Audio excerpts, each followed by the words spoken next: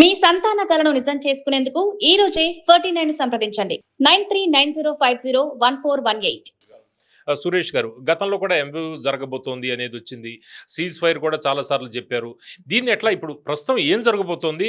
ఏం జరుగుతోంది? ప్రెసిడెంట్ ట్రంప్‌కి దీని నుంచి ఒక ఎగ్జిట్ పాలిసీ కావాలి ఆయనకి. ఎగ్జిట్ లేదు ఈ యుద్ధంలో. ఆయనకి నిన్న ఆయన బర్త్‌డే ఉండే 80వ బర్త్‌డే. దాంతో పాటు ఒక సంతకం చేస్తే బాగుంటుంది అనుకున్నారు ఆయన. కానీ జరగలేదు అది.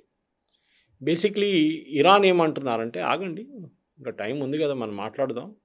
ఎంఓయూ మెమరాండమ్ ఆఫ్ అండర్‌స్టాండింగ్ అంటాం మనం. ఇది మనం చూస్తుంటాం, మన దగ్గర కొన్ని కాన్ఫరెన్సెస్ నడుస్తూ ఉంటాయి. మన investment conferences, Davos, Telangana investment conference, అక్కడ యూపీ ఇన్వెస్ట్మెంట్ కాన్ఫరెన్స్ అని చెప్పి అందరు కార్పొరేట్లు అందరు పిలుస్తారు, లోకంలో అందరిని పిలుస్తారు. ఒకడు వస్తాడు 20,000 కోట్లు ఒప్పందం అంటాడు, 50,000 పెట్టుబడి అంటాడు, ఇంకోటి వచ్చి 50,000 కోట్ల పెట్టుబడి అంటాడు. అందరు ఎంఓయూ సైన్ చేసి వెళ్ళిపోతారు. దాని తర్వాత వాడు ఎక్కడ పోయిండో ఎవరికి తెలియదు. అప్పుడైతే న్యూస్లో వచ్చేస్తుంది.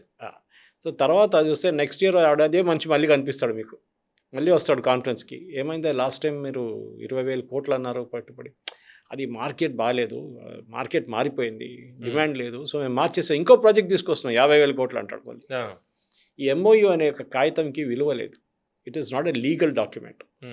బిజినెస్లో కానీ దేంట్లోనే we are arriving at an understanding. మీరు ఒక అండర్స్టాండింగ్కి వస్తున్నారు ఇంకోరితోని, మేము ఇది చేయబోతున్నాం, ఓకే మీరు కూడా అంగీకరిస్తారు అంటే ఎస్ అని చెప్పి ఇద్దరు సంతకం పెడతారు, అంతే. దాని నెక్స్ట్ స్టెప్స్ అనేది ఉంటుంది కానీ లీగల్ కాదు. నేను పెట్టుబడి పడకపోతే నువ్వేం చేసుకుంటావు, ఏం చేయలేవు, అంతే, అయిపోయింది, ఫినిష్. అమెరికా అధ్యక్షుడు చెప్పినా అంతే అంతే. సో ఇది కూడా అంతే. ఇది ఒక ఫ్రేమ్వర్క్ డెవలప్ చేస్తున్నారు, 5-6 పాయింట్లు, ఇప్పుడు 14 పాయింట్లు ఉందంటున్నారు. దాని మీద మనం చర్చలు మొదలు పెడదాం. దాంట్లో 1-2 పాయింట్లు ముందేదానో షార్ట్అవుట్ చేసుకుందాం స్టార్టింగ్లోనే. ఇది ఇప్పుడున్న పరిస్థితి. అదే ప్రెసిడెంట్ ట్రంప్కి, దానికన్నా ముందు ప్రెసిడెంట్ ట్రంప్కి దీని నుంచి బయటపడాలంటే, అమెరికాలో ఉన్న గ్యాస్ ప్రైసెస్ కానీ పెట్రోల్ ప్రైసెస్ కానీ చాలా మటుకు పెరిగింది. ఇన్ఫ్లేషన్ 4% క్రాస్ చేసేసింది. So he is under tremendous pressure president Trump. ఎట్లైనా దీని నుంచి బయటపడాలని ట్రై చేస్తున్నారు ఆయన, కానీ ఆయనతో కావట్లేదు. సో ఒక్కటే సొల్యూషన్ ఏంటంటే ఆయనకి ఇప్పుడు ఎట్లయినా యుద్ధాన్ని ఆపడం కాదు, ఎట్లయినా ఈ స్ట్రెయిట్ ఆఫ్ హార్మూజ్ని ఓపెన్ చేయడం అనేది. ఎందుకంటే ఆ ట్వీట్లో కూడా లెట్ ద ఆయిల్ ఫ్లో అంటున్నాడు. ఈ స్ట్రెయిట్ ఆఫ్ హార్మూజ్, మనం పవన్ గారు ఒకటి మాట గుర్తుపెట్టుకోవాలి, 27 తారీఖు 27th February strait of Hormuz open ఉండే, 28th కూడా ఓపెన్ ఉండే. మళ్ళీ మీరు ఏం చేశారంటున్నారు, మళ్ళీ తాళం వేసిన దానికి తాళం తీసేసి మళ్ళీ తాళం చేస్తున్నారు వాళ్ళకే. ఇరాన్ ఏం చేశారు, వాళ్ళకి అర్థమైపోయింది, వాళ్ళ దగ్గర న్యూక్లియర్ వెపన్ కన్నా చాలా ఇంకా పవర్ఫుల్ వెపన్ ఉంది స్ట్రెయిట్ ఆఫ్ హార్మూజ్. అది ఒకరోజు వాళ్ళకి వచ్చిన ఐడియాతో బంద్ చేసి పడేశారు, అంతే. అమెరికా ఏం చేయలేకపోయారు. మా దగ్గర best air force in the world అంటారు, best navy in the world అంటారు, మీరు షిప్పులు అక్కడ క్రాస్ చేయలేకపోతున్నారు. ప్రాజెక్ట్ ఫ్రీడమ్ అన్నారు, ఏం జరిగింది, ఏం జరగలేదు. మీ షిప్స్ని తీసుకెళ్ళిపోతారు, అది ఇదని చెప్పి పెద్ద వాగ్దానాలు చేశారు, ఏం జరగలేదు. సో ప్రెసిడెంట్ ట్రంప్కి ఇప్పుడు ఏమైపోయిందంటే, అక్కడ అమెరికాలో ఉన్న ఇప్పుడు రాబోయే మిడ్ టర్మ్ పోల్స్లో ఆయన మీద చాలా ప్రెషర్ ఉంది. అమెరికన్ ప్రజలు 72% మంది ఆయన వ్యతిరేకిస్తున్నారు ఈ యుద్ధాన్ని. అదే టైంలో ఇజ్రాయెల్లో 72% కాదు 78% మంది యుద్ధాన్ని సపోర్ట్ చేస్తున్నారు. డిఫరెన్స్ చూడండి, ఓకే. అక్కడ నెటన్యాహుని అడుగుతున్నారు, మీరు ఏం చేస్తున్నారు, మీరు ఇరాన్ని ఫినిష్ చేయమని వెళ్ళారు కదా మొదలుగా, మీరు ఒక లిస్ట్ ఆఫ్ డిమాండ్స్ తీసుకొచ్చి మేము ముందు పెట్టారు. ఒకటి రెజీమ్ చేంజ్ అన్నారు, అది జరగలేదు.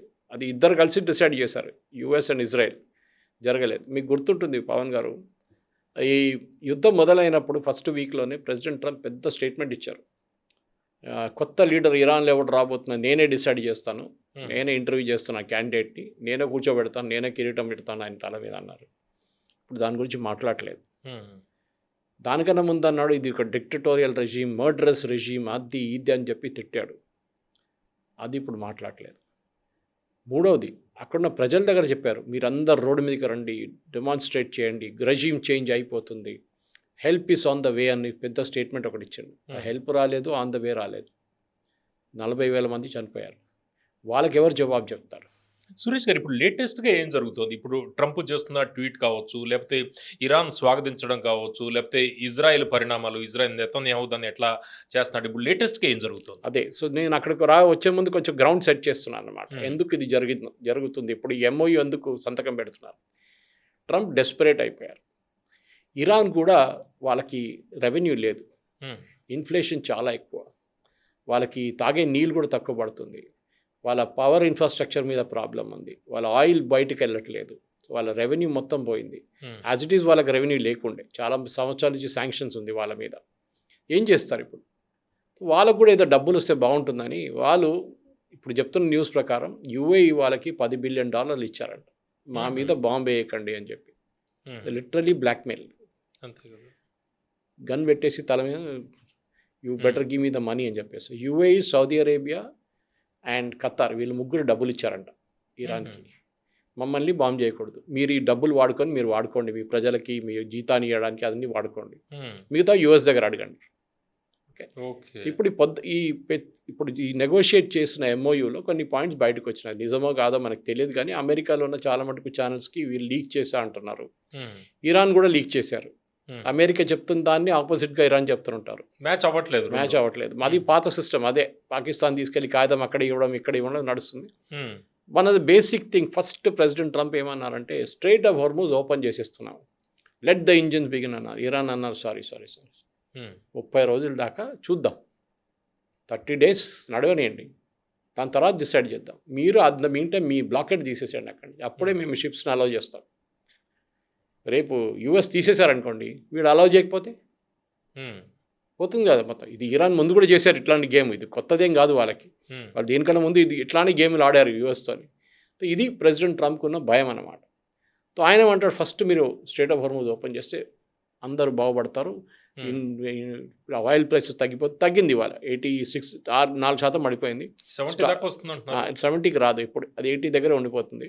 అండ్ ప్లస్ అదేంటో ఆయిల్ ఫ్లో కావాలి కదా మార్కెట్కి, ఇంకా ఆయిల్ ఫ్లో కావట్లేదు. మీరు సప్లై అండ్ డిమాండ్ అంటారు ఎకనామిక్స్లో, మీకు సప్లై లేదు ఇప్పుడు, సో డిమాండ్ పెరుగుతుంది, రేట్ పెరిగింది. సప్లై వచ్చింది అనుకోండి, డిమాండ్ పడిపోతుంది, అప్పుడు రేట్ తగ్గిపోతుంది. ఓకే, కానీ ఆ పాత సిస్టమ్కి రాదు, 60-50కి రాదు, 75-80 నడిమిట్లో ఉంటుంది ఆయిల్ ప్రైసెస్. అది better than what we have నా. ఎందుకంటే స్ట్రైట్ ఆఫ్ హార్మూజ్ మన అందరూ తెలిసింది 20% వరల్డ్లో ఉన్న పెట్రోకెమికల్స్ కానీ కెమికల్స్ కానీ క్రూడ్ ఆయిల్ కానీ అదే రూట్ నుంచి బయటకు వస్తుంది, ఫర్టిలైజర్స్ అన్నీ. ఇప్పుడు మన లాంటి దేశం చాలా ఇంపార్టెంట్ అది. ఫిలిప్పీన్స్, ఇండోనేషియా, మలేషియా వీళ్ళందరూ సఫర్ అవుతున్నారు, సింగపూర్. ఓకే, ఇప్పుడు జపాన్, అనదర్ బిగ్ కంట్రీ. ఇప్పుడు ప్రెసిడెంట్ ట్రంప్ ఏమంటున్నారంటే ఇది ఆపేద్దాం, మనం ఇప్పుడు ఒక ఒప్పందానికి వచ్చేద్దాం, దాని తర్వాత 60 రోజులు దాన్ని పొడిగిస్తాం సీజ్ ఫైర్ని, 60 రోజుల్లో మనం అంతా డిస్కస్ చేద్దాం. ఇది ఇరాన్ ఆడుతున్న చాలా మంచి గేమ్ వాళ్ళకి తెలుసు. ప్రెసిడెంట్ ట్రంప్ డెస్పరేట్ ఉన్నారు, మేము డెస్పరేట్గా లేము. మాకు ఒకసారి ఆయిల్ ఫ్లో చేయడం మొదలైంది అనుకోండి, మాకు డబ్బులు వస్తాయి, మళ్ళీ మేము ట్రంప్ని పట్టించుకోక్కర్లేదు. ఓకే, దాని నడుము ఇట్లా వాళ్ళు ఏమంటున్నారంటే, మీరు వచ్చి మా మీద బాంబు వేశారు కదా, మీరు ఇజ్రాయెల్ కలిసి మా ఇన్ఫ్రాస్ట్రక్చర్ మొత్తం ధ్వంసం చేశారు, మా రోడ్లు, బ్రిడ్జ్లు, పవర్ ప్లాంట్లు, డీసాలినేషన్ ప్లాంట్లు అన్నీ ధ్వంసం చేశారు మీరు. మాకు $300 బిలియన్ కావాలి అది రీకన్స్ట్రక్ట్ చేయడానికి. ఆలోచించండి, ప్రెసిడెంట్ ఒబామా $400 మిలియన్ ఇచ్చాడు జేసీపీఓ తర్వాత, అది కూడా ఇరాన్ డబ్బులు. ఇది వీళ్ళు అడుగుతుంది ఇరాన్ డబ్బులు కాదు, వాళ్ళు అంటున్నారు మీరు ఎవరి దగ్గర నుంచో కలెక్ట్ చేసి ఇవ్వండి, మాకు తెలియదు, మాకు $300 బిలియన్ కావాలి. ఓకే, అంటే వాడికి తెలుసు 300 అడిగితే 150 వస్తుంది, లేకుండా 100 వస్తుంది తెలుసు. ఇది వాళ్ళ డబ్బులు అంటే మనం అంగీకరించుకోవచ్చు, కరెక్ట్, మీ డబ్బులు మా దగ్గర బ్యాంకులో పడి ఉంది, మేము సీజ్ చేసాం, ఇచ్చేస్తాం మీకు, అదే 26 బిలియన్ చెప్తున్నారు. అది కాదు, మిగతా వాళ్ళు ఇవ్వాలంట. ఏది Saudi Arabia, Kuwait, Bahrain, Qatar, UAE, Oman వీళ్ళందరూ కలిసి డబ్బులు పెట్టి ఇరాన్కి ఇవ్వాలంట, మీరు కట్టేసుకోండి, మళ్ళీ మీ ఇరాన్ పెద్ద ఇరాన్ కట్టండి అని చెప్పి. రెజీమ్ మారలేదు, ముస్తఫా ఖొమేనీ అక్కడే ఉన్నారు. ఓకే, దాని తర్వాత అక్కడున్న రాడికల్స్ అంటే ఇరాన్ రెవల్యూషనరీ గార్డ్ వాళ్ళు కూడా అక్కడే ఉన్నారు, ఏం మారలేదు ఇరాన్లో. ప్రెసిడెంట్ ట్రంప్ ఎందుకు వెళ్ళారో ఆయనకి తెలియదు. ఇప్పుడు ఆయన వెళ్ళిన దాని నుంచి బయటపడడానికి ఆయన ఇప్పుడు దేని గురించి మాట్లాడలేదు. సో ఇప్పుడు అంటున్నారు, ఇప్పుడు ఈ 60 రోజుల్లో ఈ దాంట్లో రెజ్యూమ్ చేంజ్ పోయింది, మిస్సైల్ గురించి మాట్లాడలేదు, హమాస్ గురించి మాట్లాడలేదు, హమాస్, హూతీ, హెజ్బుల్లా గురించి, యురేనియం గురించి మాట్లాడలేదు. అండ్ అఫ్కోర్స్ ఫ్రైడే రోజు సంతకం పెడతా అంటారు, ఏం సంతకం పెట్టి ఏం చేస్తారో అర్థం కావట్లేదు. ఇరాన్కి తెలుసు, they are playing for time అంటామా ఇంగ్లీష్లో. ఎంత టైంతో నెగోసియేషన్లో చాలా పవర్ఫుల్ టైం అనేది. అంటే మీరు రష్లో ఉన్నారు, మీకు ఎట్లయినా ప్రాజెక్ట్ కావాలి, మీకు ఎట్లయినా కాంట్రాక్ట్ సైన్ చేయాలంటే మీరు వాడు 10%, 5% తగ్గిస్తే కూడా మీరు ఓకే అని చెప్పి సంతకం పెట్టేస్తారు. You're desperate. ఇరాన్ డెస్పరేట్ కాదు, వాళ్ళకి డబ్బులు వస్తున్నాయి, ఇప్పుడు డబ్బులు రాబోతున్నాయి, ఆల్రెడీ కొంచెం డబ్బులు వచ్చినాయి. So now they will enjoy.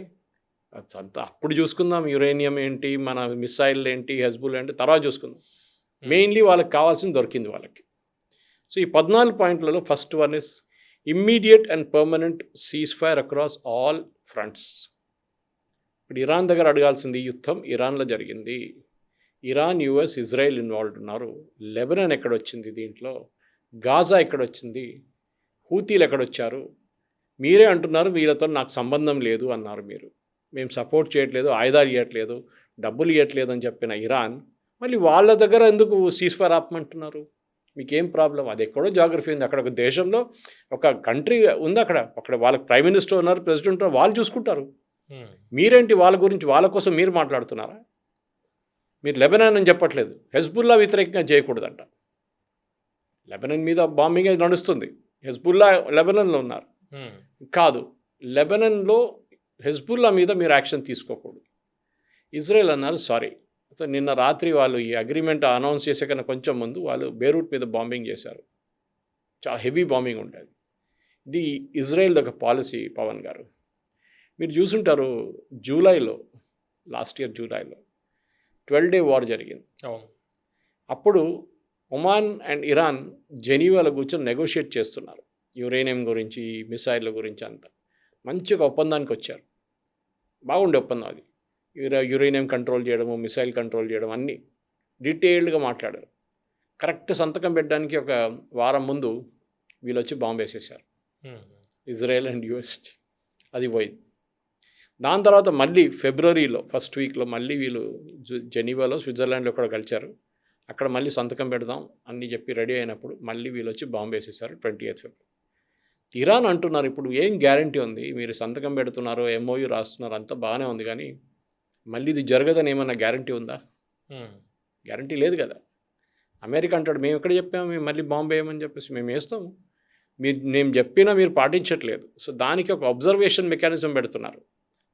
For example రేపు హైపోథెటికలీ ఇరాన్ అంటారు మేము షిప్పుల మీద దాడి చేయట్లేదు, అన్ని షిప్పులు వెళ్ళొచ్చు అని. సడన్గా అమెరికాకి తెలిసిపోతుంది వీళ్ళు టోల్ కలెక్ట్ చేస్తున్నారు షిప్ నుంచి అని.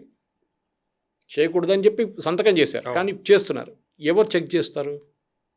They should be a body for it. US వచ్చి కూర్చోరు అక్కడ, అది ఏదో యుఎన్ బేస్డ్ బాడీ ఉండాలి, లేకుంటే ఏదైనా థర్డ్ పార్టీ ఉండాలి, వాళ్ళు చెక్ చేస్తూ ఉండాలి వీళ్ళు డబ్బులు తీసుకుంటున్నారా లేదా, షిప్స్ అన్ని ఫ్రీగా వెళ్తుందా లేదా.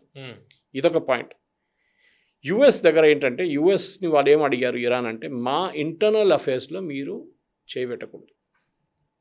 ఓకే, మేము రెజీమ్ మార్చాలనో, గవర్నమెంట్ మార్చాలనో, ప్రెసిడెంట్ మార్చాలనో, సుప్రీం లీడర్ని మార్చాలో అది మేము చూసుకుంటాం, అది మా పని, మీ పని కాదు. ఇది యుఎస్ అంగీకరిస్తారో అంటే ఎస్, ఎందుకంటే టెక్నికలీ ఒక సావరిన్ నేషన్ ఇంకో సావరిన్ నేషన్ ఇంటర్ఫియర్ చేయకూడదు, కానీ అమెరికా చేస్తూనే ఉంటుంది. రెజిమ్ చేంజ్ అనేది ఇంకా వదిలేశారు, అది కూడా కాదు, ఇది మీరు ఏం చేయాలని మీకు చెప్తారు. ఓకే, పాకిస్తాన్ ఎట్లనే ఆడుకుంటున్నారు కదా, ఫుట్బాల్ ఆడుకుంటారు అమెరికా, ఏం చెప్తే అది చేస్తారు వాళ్ళు, దుంకమంటే దుంకుతారు వాళ్ళు బావిలో. అట్లాంటి పరిస్థితుల్లో ఉంది పాకిస్తాన్, డబ్బులు లేవు వాళ్ళ. మూడోది ఏంటంటే ఈ నేవల్ బ్లాకేజ్ లిఫ్ట్ చేయాలంట 30 రోజుల లోపల. 30 రోజుల లోపల ఒక ఫస్ట్ డే జరగవచ్చు, సెకండ్ డే జరగవచ్చు, థర్డ్ డే జరగచ్చు. ప్రెసిడెంట్ ట్రంప్ ఏమో ఎట్లయినా వీళ్ళని ఇక్కడ నుంచి పంపించేసి ఇంటికి పంపించేద్దాం రా అని చూస్తున్నారు. యుఎస్ నేవల్ బ్లాకేడ్ వాళ్ళని, షిప్స్ కూర్చున్నాయి, ఎయిర్క్రాఫ్ట్ క్యారియర్ కూర్చుంది, వాళ్ళు ఎన్ని రోజులు బోర్ కొడుతుంది, వాళ్ళకి ఏం లేదు, యాక్షన్ లేదు, వాళ్ళు పంపించేద్దాం చూస్తున్నారు. కానీ పంపిస్తే ఇక్కడ నుంచి ఇది బ్లాకేడ్ మారిపోతుందా అని డౌట్ ఆయనకి. ఓకే, ఇది జరిగితేనే ఇది. ఇరాన్ ఏమంటారు మీరు ముందు అది తీయండి అప్పుడు మేము ఇది ఇస్తూ ఉంటారు, యుఎస్ అంటున్నారు మీరు ముందు అది తీయండి అప్పుడు మేము ఇది ఇస్తూ ఉంటారు. ఇది మళ్ళీ టాక్స్కి వెళ్తుంది. ఈ 60 రోజులు ఇదంతా డిస్కస్ చేయాల్సి వస్తుంది అన్నమాట. US forces to be withdrawn around Iran, ఇది నాకు అర్థం కావట్లేదు. నేను చాలా మటుకు సర్చ్ చేసి చూశాను, కానీ దానికి స్పెసిఫిక్స్ ఏం లేదు, ఎందుకంటే బయట ఇన్ఫర్మేషన్ ఎక్కువ లేదు. అంటే ఆ ఏరియాలో ఉన్న యుఎస్ ఫోర్సెస్ విత్డ్రా చేయాలంటే టెంపరీగా ఇప్పుడున్న ఫోర్సెస్ విత్డ్రా చేయమంటున్నారా? ఇప్పుడు ఈ యుద్ధానికి వచ్చిన వాళ్ళు ఐదర్ యుఎస్ బేసెస్లో ఉంటారు, లేకుంటే షిప్లో ఉంటారు. వాళ్ళంటే అర్థం చేసుకోవచ్చు, ఎందుకంటే అమెరికాలో సౌదీ అరేబియా, ఇరాక్లో కూడా ఉన్నారు, మన బహ్రెయిన్, కువైత్, ఖతార్, ఒమాన్ అన్ని ప్లేస్ అండ్ యుఏఈ అన్నిట్లో అమెరికాకి బేసెస్ ఉన్నాయి. కొన్ని ప్లేసెస్లో ఎయిర్ ఫోర్స్ బేసెస్ ఉన్నాయి, కొన్ని వాళ్ళ ఆర్మీ బేసెస్ ఉన్నాయి, కొన్ని నేవల్ బేసెస్. మన బహ్రెయిన్లో నేవల్ బేస్ ఉంది, US 5th ఫ్లీట్. వాళ్ళని పంపించేస్తున్నారు, వాళ్ళని వెళ్ళమంటే వాళ్ళు వెళ్ళరు, వాళ్ళకి భయం ఉంది. సౌదీ అరేబియాకి భయం ఏంటంటే యుఎస్ వెళ్ళిపోతే రేపు ఒక ఒసామా బిన్ లాడన్ లాంటి ఇంకోటి తయారై వచ్చి మమ్మల్ని ఇక్కడ పవర్ సీజ్ చేసుకుంటే మేమేం చేస్తాం? మేమేం చేయలేము. అవును. మా దగ్గర పెద్ద ఆర్మీ గిర్మీ అని పెట్టుకున్నాం, కానీ వాళ్ళు ఒక యుద్ధం కూడా ఇప్పుడు దాకా ఫైట్ చేయలేదు. వాళ్ళకి తెలియదు. దానికోసం పాకిస్తానీ వాళ్ళు తెచ్చిపెట్టుకున్నాడు 4,000 మందిని. భయం వాళ్ళకి, భయం. రేపు అవుట్ అయిపోతాయి. ఎన్నో ఫ్యామిలీ హెల్డ్ కన్సర్న్ కదా ఇదంతా. అవును. కువైత్ కానీ, బహ్రెయిన్ కానీ, ఖత్తర్, వీళ్ళందరూ ఫ్యామిలీస్ నడిపిస్తున్నారు. రాజవంశాలు. వాడు ఒకడు వచ్చి అదే జరిగింది కదా ఒసామా బిన్ లాడెన్తో, అదే జరిగింది. Is from a very rich family, Bin Laden family, Saudi అరేబియాలో. ఆయన ఒక రిలీజియస్ బెంట్ ఆఫ్ మైండ్లో వెళ్ళిపోయిండు. తర్వాత ఇక్కడున్న గవర్నమెంట్ తీసి పడేద్దామని చెప్తే వాళ్ళు అక్కడి నుంచి ఆయన ఆఫ్ఘనిస్తాన్ పంపించేసింది, ఇక్కడ ఉండకూడదని చెప్పేసి. ఓకే, ఇది భయం అన్నమాట. యుఎస్కున్న మేజర్ ఇష్యూ ఏంటి? దట్ ఒకసారి మీరు ఆ ఫోర్సెస్ని విత్డ్రా చేసుకుంటే అక్కడి నుంచి ఇరాన్ వాళ్ళ పవర్ చూపిస్తారు. ఇప్పుడు పవన్ గారు ఏం జరిగిందంటే ఈ యుద్ధంలో ఒక అందరికన్నా ఎక్కువ బెనిఫిట్ ఎవరికి వచ్చిందో అది ఇరాన్కి వచ్చింది. చాలా మటుకు వాళ్ళ ప్రాపర్టీస్ అన్నీ ధ్వంసం అయినాయి, వాళ్ళ ఆర్మీ పోయింది, నేవీ పోయింది, అన్నీ చెప్తారు వాళ్ళు. కానీ వాళ్ళు గల్ఫ్ నేషన్స్కి ప్రూవ్ చేసి చూపించారు, మేము ఏం కావాలంటే చేయొచ్చు మిమ్మల్ని. ఓకే, అమెరికా మా మీద బాంబు వేస్తే మేము మీ మీద వేస్తాం, మీరు ఏం చేయలేరు మమ్మల్ని, మీకు భయం, మీకు దమ్ము లేదు, ఇది చూపించారు ఇరాన్.